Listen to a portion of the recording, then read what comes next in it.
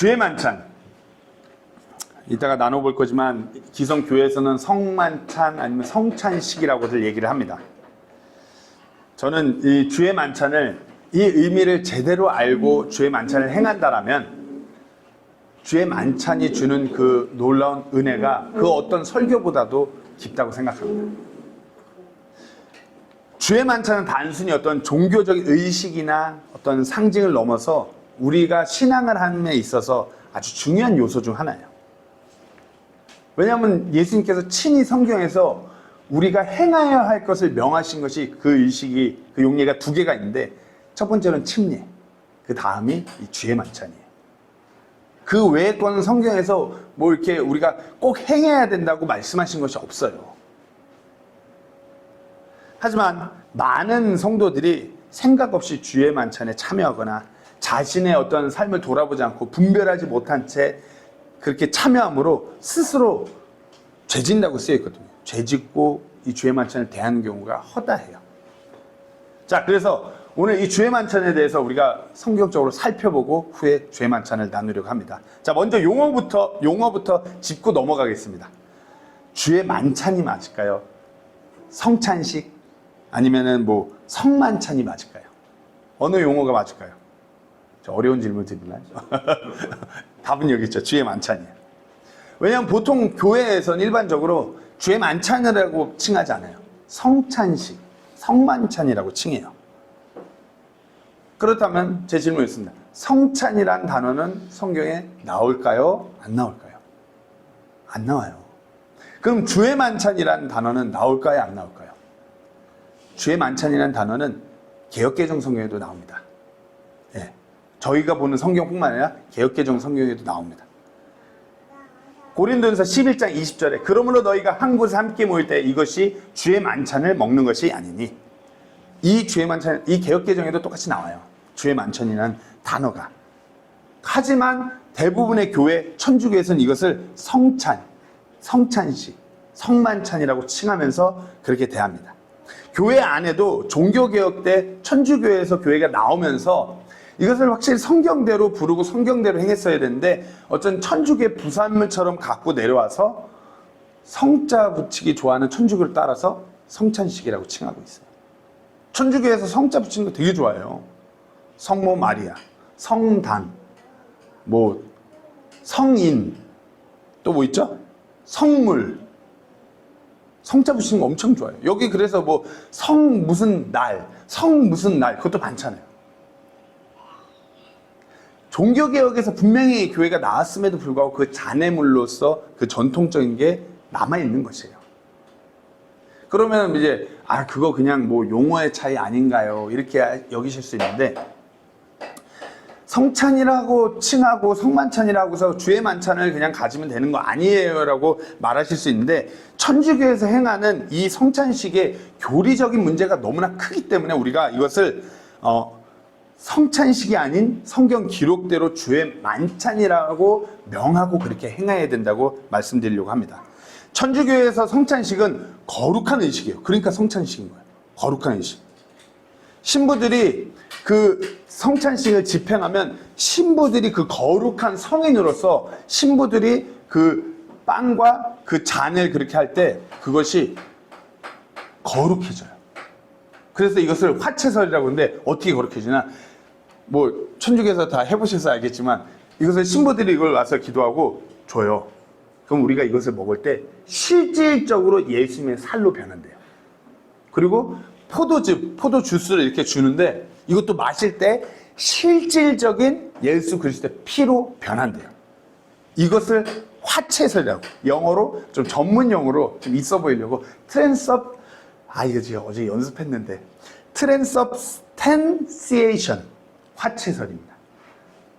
성변화라고 돼요. 이게 그 천주교에서 말하는 성찬식이에요. 이거는 그 위키 백과사전 검색하면 화채설 그대로 나오는 그대로 복사해서 붙여놓은 거예요. 성변화, 화채설은 기독교 신학 용어 중 하나로 로만 캐톨릭 신학에서 성찬에서 밀빵과 포도주가 각기 예수의 몸과 피로 바뀌는 일 또는 그러한 믿음을 가리킨대요. 실체 변화, 변화지례라고도 하며 화채설로 알려져 있다. 그러니까 천주교에서는 이 성찬식이 실제로 예수 그리스도의 살과 피로 변해서 자기들이 그걸 먹는 거예요. 왜냐하면 오늘 말씀에서 야, 이것은 내 살이니까 내 빵을 먹어라. 이건 내 피니까 이것을 마셔라. 예수님께서 말씀하신 것을 문자 그대로 적용한다라고 얘기하는 것이에요. 그리스도가 빵과 포도주에 실제로 임재한다는 해석은 실제적 임재로, 이건 천주교예요. 성만찬에서 빵과 포도주는 그리스도의 몸과 피를 상징한다는 해석은 상징설로 부르는데, 이것은 이 교회, 전자해석, 화채설은 로만 가톨릭, 이 상징적인 후자 해석은 개신교 측에서 옹호된다. 성찬식이 이거예요. 그 식으로 따르면 우리는 식인종들이 돼야 되는 것이에요. 왜? 이 천주교에서는 그래서 미사, 이것을 성찬식을 미사라고 그래요. 천주교 성당에 가서 미사를 드리면 한 주간에 예수 그리스도의 우리를 영원히 살게 우리 죄를 씻기는 그 피와 살을 우리가 직접적으로 대했기 때문에 우리의 죄가 사라진다는 게 천주교 교리예요. 그렇기 때문에 가서 늘 그 진짜 예수 그리스도의 살과 피를 대해야 된다. 이 교리를 절대로 동의할 수 없는 것이에요. 자칫 잘못하면 우리가 식인종이에요. 그렇기 때문에 이 성만척이라는 용어 자체를 쓰지 않고 우리는 성경 그대로 주의 만찬이라고 칭하면서 주의 만찬을 통해서 예수님께서 우리를 위해서 어떠한 일을 이루셨는지를 우리가 기억하는 것이에요. 성경대로. 기억하고 그분께서 다시 오시면 우리가 또한 그것을 소망하는 것이에요. 자, 오늘 본문으로 돌아와서 예수님께서 십자가에 못 박히시기 전 제자들과 함께 유월절 만찬을 하시면서 오늘 그 주의 만찬이 나옵니다. 누가복음 22장 15절에 그들에게 이르시되 내가 고난받기 전에 너희와 함께 이 유월절 어린 양 먹기를 바라고 또 바라노라. 이렇게 말씀하셨어요.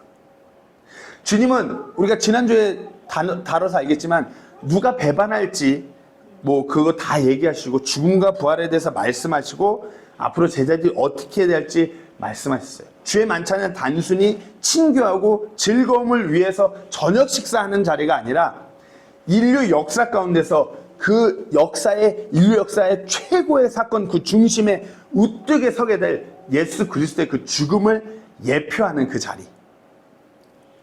그 유월절 어린 양을 먹는다는 것, 그것을 미리 기념하는 것이에요. 유월절 어린 양을 먹는다는 것의 의미를 모르는 유대인들은 아무도 없어요. 유월절 어린 양 고기를 잡아먹고 그 피를 그 문설주에 바른 그날 그들의 죄가 패스오버, 그게 유월절이에요. 죄가 넘어간다. 유대인들의 역사에서 가장 큰 사건이에요. 유월절, 죄가 넘어간 패스오버.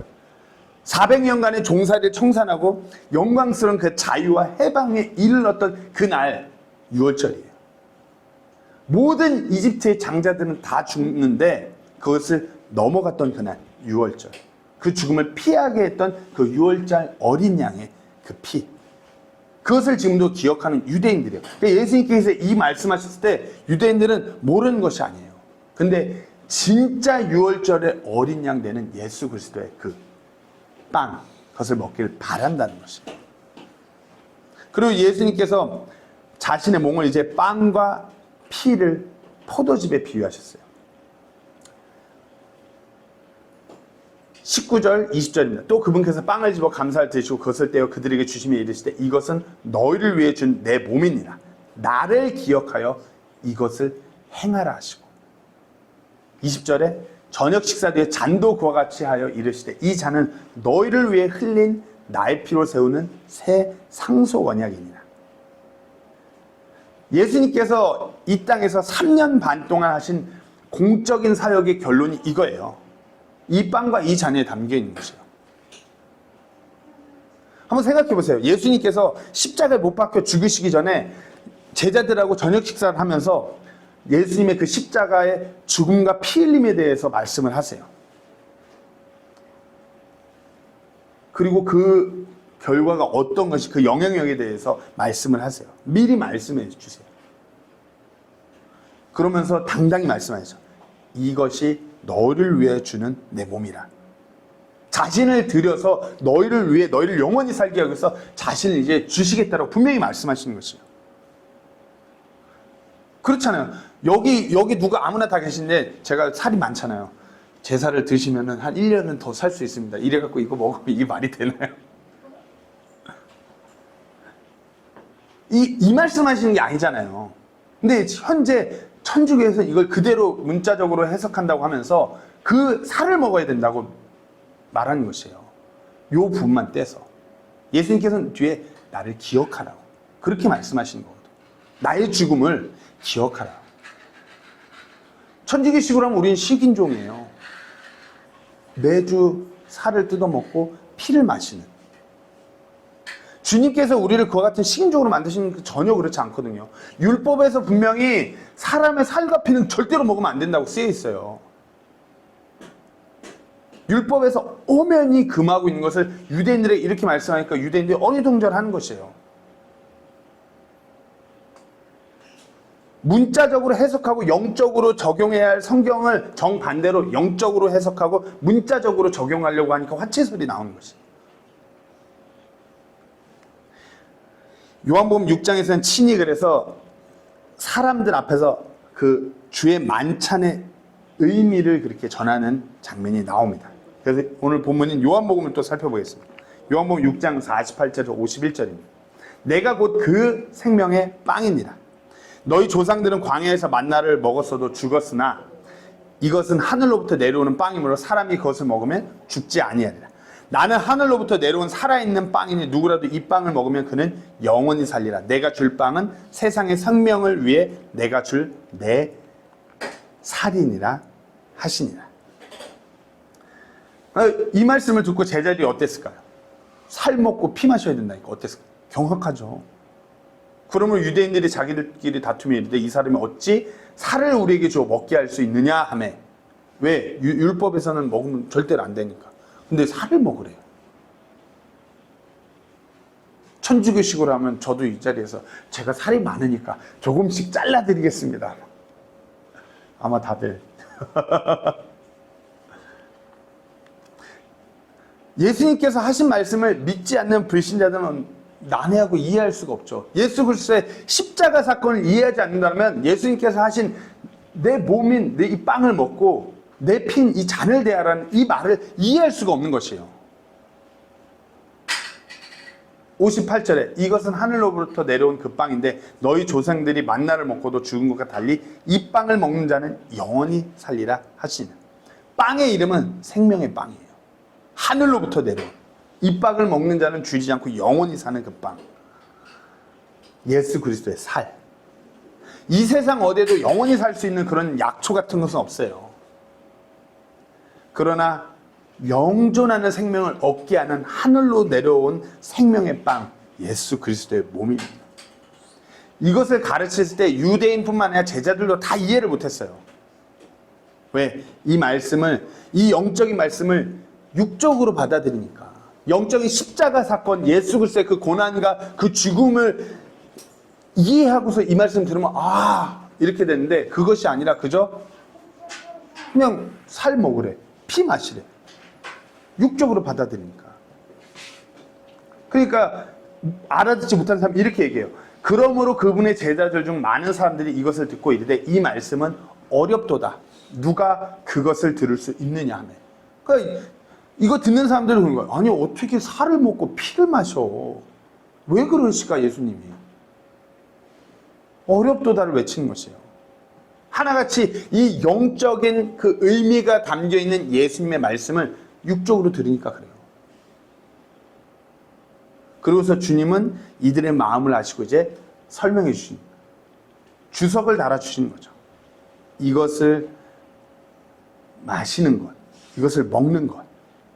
뒤에 63절에 이렇게 쓰여요. 살리는 것은 영이며 육은 아무것도 유익하게 하지 못하느냐. 내가 너에게 이르는 말들 그것은 영이요 생명이니라. 예수님께서 하신 말씀은 영이고 생명인 것이에요. 주님이 하신 생명의 빵, 내 살, 이것은 영적인 의미를 갖고 있는 영적인 말씀이에요. 주님께서 자신이 몸을 내주어 피를 흘려 우리에게 주신 그 생명, 그것을 의미하는 것이에요. 그렇잖아요. 니고데모도 다시 태어남, 거듭남에 대해서 말하자, 엄마 뱃속으로 들어갔다 나와야 된다니까, 그런 일이 어떻게 다시 태어나는 게 어떻게 가능합니까? 영적인 예수님의 말씀을 육적으로 받아들이니까 이해할 수가 없는 것이에요. 어떻게 다시 태어나요? 뱃속으로 내가 이렇게 컸는데 어떻게 다시 들어갑니까? 저는 너무 크니까 정오도 안 되죠. 의지주의도 안 되죠. 사마리아의 여인도 그 생수에 대해서 이야기자 그 영적인 물에 대해서 예수님께서 말씀하셨는데 그것을 그저 우물을 가리키는 줄 착각해요. 영적인 예수님의 말씀을 영적인 의미로 받아들여야 되는데 그것을 육적으로 받아들여 착각해요. 마찬가지로 생명의 빵에 대해서 우리 주님께서 말씀하시자 사람들은 이 영적인 그 예수 그리스도의 그 복음을 이해하지 못하니까 육적으로 받아들이는 것이에요. 이 말씀이 우리에게 어려운가요? 예수님께서 우리를 위해 죽으신 그 십자가 사건, 그 복음을 우리가 듣고 이 자리에 있는데 이것이 어려운가요? 예수님께서는 지금 이 본문에서 우리들의 영을 살리기 위해서 십자가에 자신을 내어주실 것에 대해서 말씀하시는 것이에요. 누구든지 십자가에 못 박혀 죽으신 예수 그리스도께서 육신으로 이 땅에 오신 그 하나님의 아들이라는 사실을 믿고 그분을 받아들인다면 영원한 생명을 얻게 된다는 말씀이에요.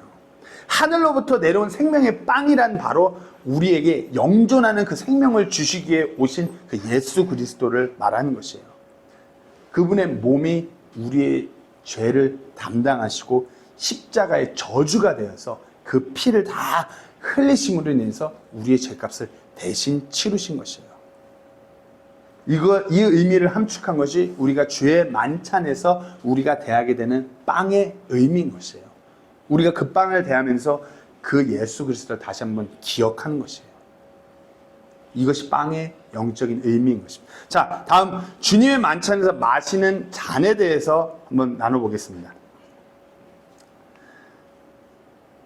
누가복음 그 본문에 20절에 저녁 식사 뒤에 잔도 그와 같이 하여 이르시되 이 잔은 너희를 위해 흘린 나의 피로 세우는 새 상속 언약이냐.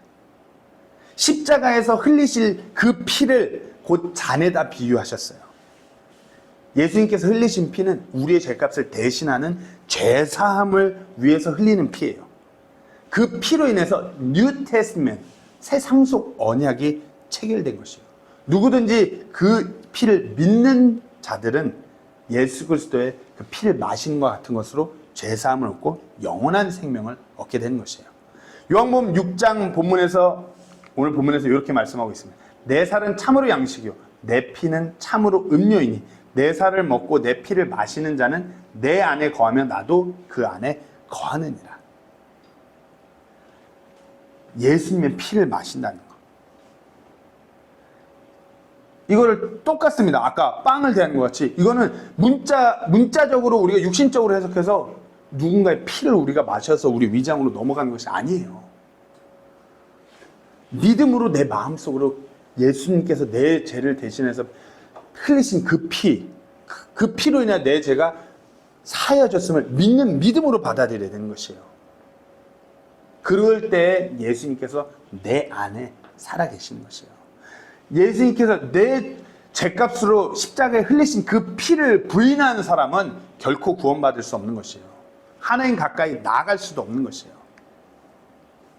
우리가 그 피를 마셨다는 것은 그분의 피를 믿는 것이에요.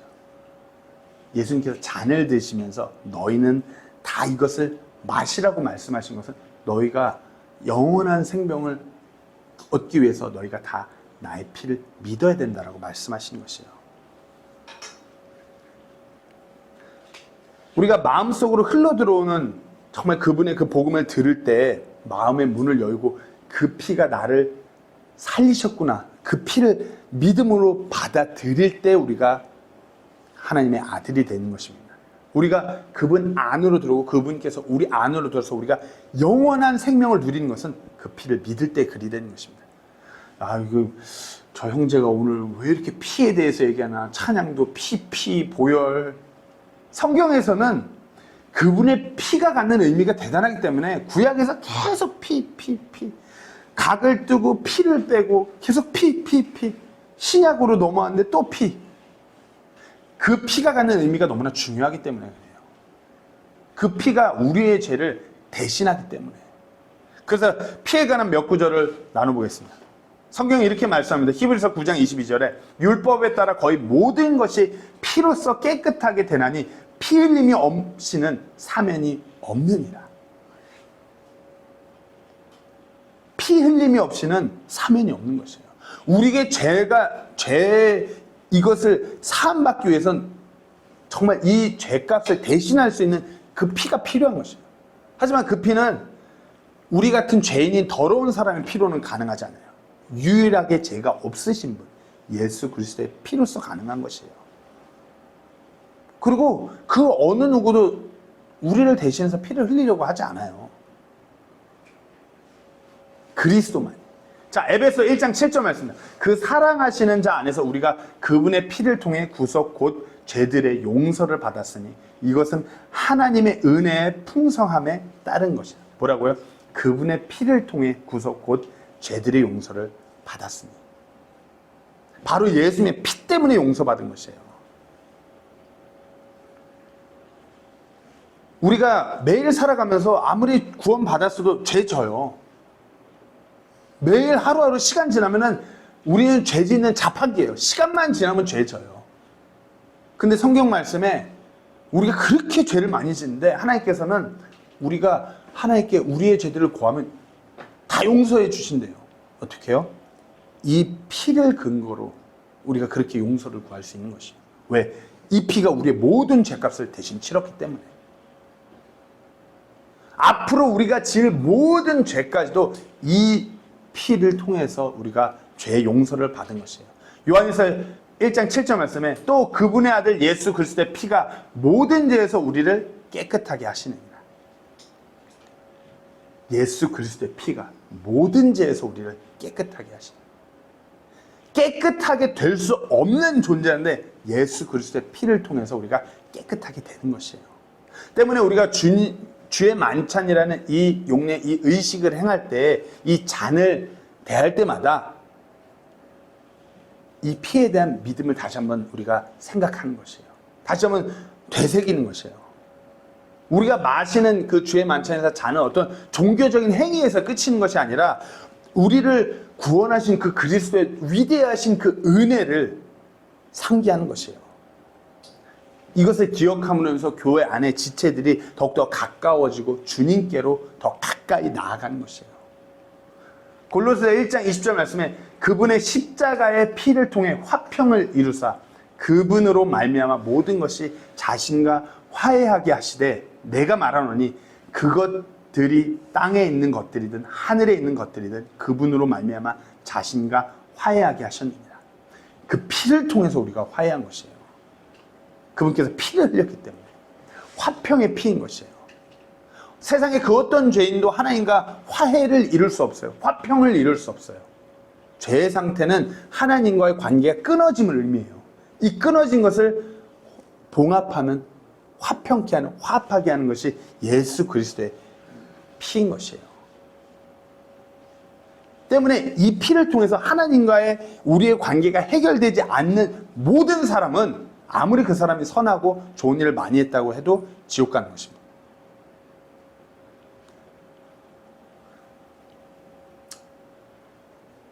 성경은 그 히브리서 10장, 제가 여기 넣어놓지 않은데 히브리서 10장 19절에 예수님의 피를 힘입어 새롭고 살아있는 길로 지성소에 담대하게 들어갈 수 있대요. 구약에서 아무나 함부로 들어갈 수 없었던 그 지성소, 그분의 피를 통해서 우리가 거룩해져서 들어가는 것이에요. 우리가 예수 그리스도의 그 피를 통해서 하나님께 나아가는 것이에요. 그 피를 근거로. 그렇기 때문에 그 피를 믿는 믿음을 근거로 우리의 필요를 하나님께 알아내는 것이고 우리의 뜻과 모든 것이 하나님의 뜻이 되도록 그렇게 나아가는 것이에요. 그분의 피를 믿음 안에서. 히브리서 13장 20절에서 21절 말씀입니다. 이제 영존하는 언약의 피를 통해 양들의 저 큰 목자이신 우리 주 예수님을 죽은 자들로부터 다시 이끌어내신 화평의 하나님께서 예수 그리스도를 통해 모든 선한 일에 너희를 완전하게 하사 자신의 뜻을 행하게 하시며 자신의 눈앞에서 매우 기쁜 것을 너희 안에서 이루시기를 원하노라. 영광이 그분께 영원 무궁토록 있기를 원하노라. 아멘. 예수님의 이 피는 뭐라고요? 영존하는 언약의 피예요. 이 피는 어떤 시대의 시간의 공간의 제약을 받는 것이 아니라 영원한 거예요. 영원하기 때문에 예수님께서 2000년 전에 흘리신 그 피가 지금도 효력 있게 일하신 것이에요. 지금도 그 피를 믿는 자는 구원받는 것이에요. 나랑 상관없는 것이 아니에요. 영존하는 영원한 피예요. 이 피는 그리스도인들을 모든 선한 일에서 전하게 하며 주님의 뜻을 행하게 하고 그 피를 묵상할 때 더욱더 은혜가 우리 안에 가득하게 되고 우리가 무엇보다 그분의 뜻을 이뤄가게끔 하는 것이에요. 이 피를 믿고 이 피를 묵상하는 성도들은 결코 자신의 뜻을 구하거나 어떤 삶에서 어떤 어려운 일로 인해서 낙심하고 쓰러져서 믿음이 약해지고 세상의 그 풍파 속에서 이리 갔다 저리 갔다 하지 않아요. 이 피에 대한 믿음이 확고할 때 이 세상에서 그 어떠한 일이 벌어져도 확고한 믿음 안에서 굳건히 주의 길을 걸어가는 것이에요. 하지만 이 피에 관한 믿음이 흔들릴 때 우리의 믿음이 흔들리는 것이에요. 모든 성도가 선한 일에 완전하게 되는 방법이 바로 이 십자가의 피를 통해서입니다. 우리가 다시 한번 말씀드립니다. 주의 만찬에서 잔을 대할 때 우리가 대할 그 잔, 포도주스가 담겨있는 그 잔이 상징하는 것은 이 피예요. 영존하는 언약을 세운 그 언약의 피. 성경 속에서 그 어떠한 주제들보다 가장 중요한 것이 바로 예수님의 몸과 피인 것이에요. 때문에 우리가 예수님께서 우리에게 말씀하신 그 빵과 잔을 대하는 것, 이것을 행하면서 예수님께서 말씀하신 대로 우리가 그분을 기억하는 것이에요. 우리를 위해서 뜯겨진 그분의 살, 우리를 위해서 흘리신 그 피를 우리가 주의 만찬을 행할 때 다시 한번 기억하는 것이에요. 제가 늘 말씀드립니다. think와 thank의 어원이 같아요. 우리가 생각한다는 것은 감사하게 되는 것이에요. 우리가 이 빵과 이 잔을 대할 때 그분의 그 놀라운 십자가 사건에 대해서 그분의 그 살을 찢겨야만 했던, 피를 흘리셔야만 했던 그 십자가 사건을 생각할 때 우리는 감사하게 되는 것이에요. 나를 위해서 이루신 그 위대한 복음의 구원의 역사를 감사하는 것이에요. 그래서 바울은 이 주의 만찬에 대하는 것이 어떠한 것인지에 대해서 고린도전서 11장에 이렇게 기록해 놨습니다. 이것이 어찌 보면 오늘 설교의 적용점입니다. 우리가 주의 만찬을 대할 때 아니면 삶을 살아갈 때 우리가 어떻게 살아가는지에 대한 적용점입니다. 고린도전서 11장 24절에서 28절 말씀입니다. 감사를 드리신 뒤에 그것을 떼시며 이르시되 받아서 먹으라. 이것은 너희를 위해 찢긴 내 몸이니 나를 기억하며 이것을 행하라 하시고 저녁 식사 뒤에 또한 그와 같은 방식으로 잔을 집으시고 이르시되 이 잔은 내 피로 세우는 새 상소건양이니 너희가 그것을 마실 때마다 나를 기억하여 이것을 행하라 하셨습니다. 적용점 첫 번째로 뭐라고요? 그리스도를 기억하는 것이에요. 이 빵과 잔을 대할 때 우리가 무엇보다도 그리스도의 그 놀라웠고 위대하신 그 십자가 사건을 기억하는 거예요. 우리를 위해서 뜯기신 그 살, 우리를 위해서 흘리신 그 피, 우리를 위해서 우리의 죄값을 치르시기 위해서 십자가의 저주가 되신 그 그리스도를 기억하는 것이에요. 이것은 단순히 주의 만찬을 대할 때뿐만 아니라 우리가 삶을 살아가면서 매번 기억해야 되는 것이에요. 두 번째로는 그리스도의 죽음을 전해야 되는 것이에요. 이는 너희가 이 빵을 먹고 이 잔을 마실 때 주의 죽으심을 그분께서 오실 때까지 보이기 때문이다. 그리스도의 죽으심을 전해야 되는 것. 단순히 우리가 기억하는 것을 끝내는 것이 아니라 이것을 보여야 되는 것이에요. 그리스도의 죽으심을 드러내야 되는 것이에요. 그렇다고 무슨 뭐 십자가 퍼포먼스 막 채찍질 해갖고 피 흘리는 막 여기 부활절 다가오면 하거든요. 십자가 퍼포먼스 막 일부러 그 채찍 뭐 그 이때 당시 채찍 비슷하게 해갖고 막 해갖고 막 피 튀기면서 이런 퍼포먼스 이런 걸 보이는 것이 아니라 예수 그리스도의 복음을 그 십자가 죽음을 우리가 우리를 위해 돌아가신 그 예수님을 전하라는 것이에요. 그것을 드러내라는 것이에요.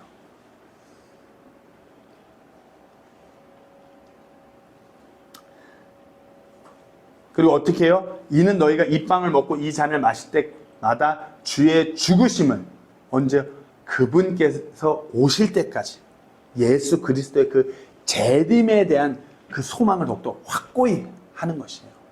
예수님께서 다시 오신다. 우리가 주의 만찬을 대하면서 삶을 살아가면서 다시 오실 예수님을 이렇게 우리가 확신하는 것이에요.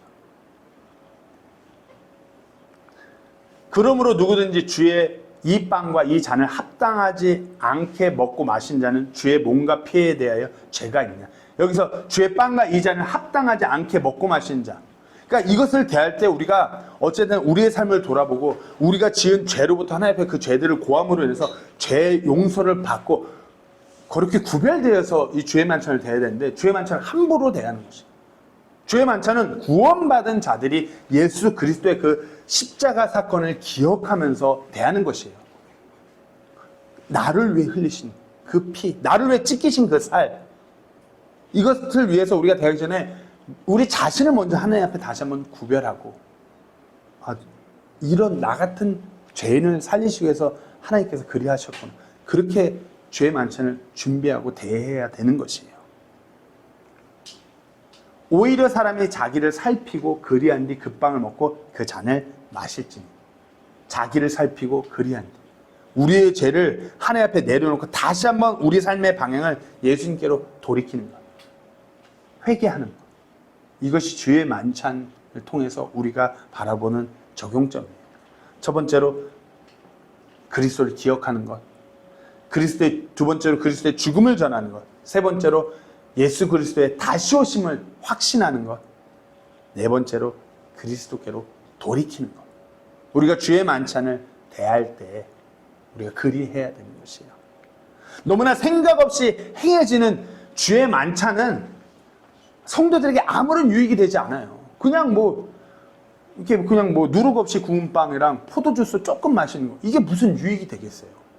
이것을 통해서 우리가 다시 한번 영적인 의미를 상기하면서 주의 만찬을 대하면서 그리스도를 기억함으로 정말 그분의 그 죽음을 드러내므로 그리고 예수 그리스도의 그 다시 오실 그 예수님을 확신함으로 내 이 완악한 육신의 삶에서 주님께로 돌이킴으로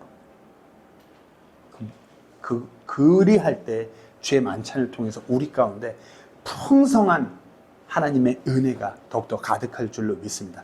기도하고 마치겠습니다.